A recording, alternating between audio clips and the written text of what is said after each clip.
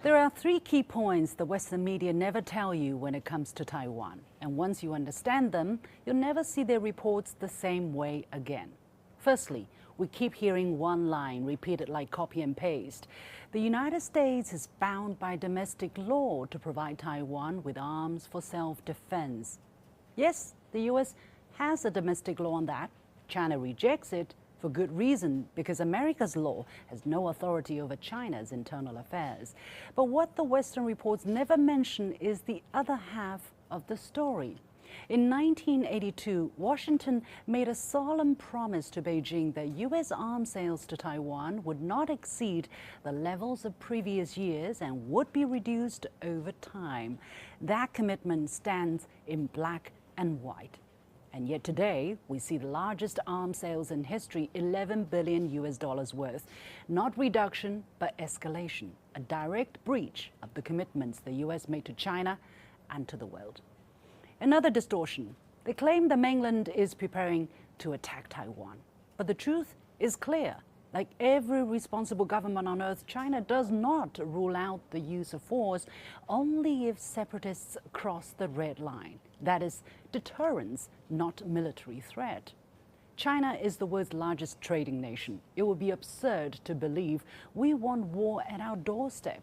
Our preference is peaceful reunification and integrated development. The choice being tested is not on the mainland side, it is with the Taiwan authorities. Integration or separation, dialogue or confrontation.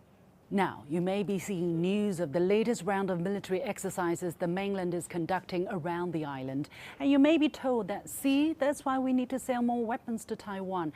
But these exercises would not have happened had there not been the $11 billion arms sales.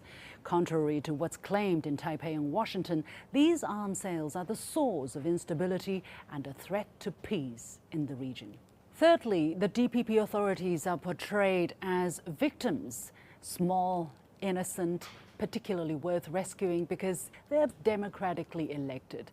Under the disguise of democracy, DPP leader Lai Ching-te sought to increase the island's defense budget by a whopping $40 billion from the year 2026 to 2033, the largest special defense budget in over 30 years.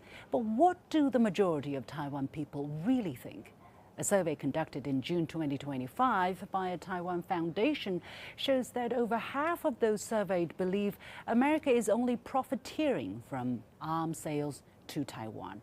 Nearly 70% of respondents believe they are being used as a pawn by the U.S. against the mainland.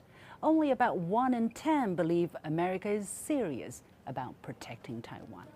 It's clear, when the DPP talk about buying more weapons for Taiwan, they are not defending the island, they are mortgaging its future. So let's remember these three truths.